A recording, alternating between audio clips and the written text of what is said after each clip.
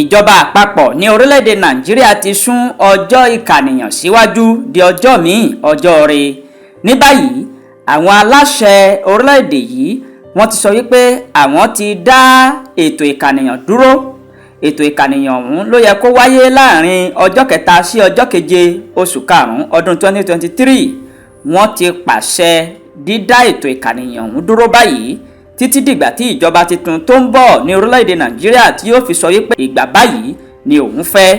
Mínísítà fún ètò ìròyìn ní orílẹ̀-èdè yìí Alhaji Leyin ló sọ̀rọ̀ yìí di mímọ̀ lásìkò tó ń bá àwọn akọ̀ròyìn sọ̀rọ̀. Ó sọ báyìí wípé lẹ́yìn ìpàdé tí àwọn aláṣẹ orílẹ̀-èdè Nàìjíríà ṣe pẹ̀lú ààrẹ Muhammadu Buhari, níbẹ̀ ni wọ́n ti jọ fẹnukò tí ààrẹ Muhammadu Buhari sì buwọ́ lu sísún ètò ìkànìyàn ọ̀hún sí ọjọ́ míì ọjọ́ rẹ̀. Mínísítà náà sọ wípé ààrẹ orílẹ̀-èdè yìí Muhammadu Buhari ó ti fi àṣẹ sí wípé kí àwọn olùkànìyàn kí wọ́n dáwọ́ kíka àwọn ènìyàn dúró títí di ìgbà tí ìṣèjọba tuntun tó ń bọ̀ lójú ọ̀nà yóò fi buwọ́ lù wípé ọjọ́ báyìí ni òun fẹ́. Ọdún 17 rèé tá a ti ṣètò ìkànìyàn kẹ́yìn ní ilẹ̀ wa.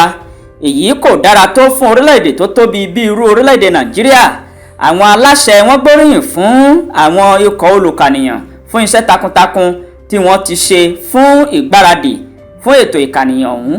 Gbogbo iṣẹ́ tí wọ́n ti ṣe ọ̀hún òun ni yóò fún wọn ní àǹfààní láti jẹ́ kí ètò ìkànìyàn náà kó rọrùn lásìkò tí ìṣèjọba tuntun tó bá fẹnukò wípé àwọn yóò ṣètò ìkànìyàn ọ̀hún. Ṣùgbọ́n báyìí o, ètò ìkànìyàn wọ́n ti sún sí ọjọ́ míì ọjọ́ rẹ̀.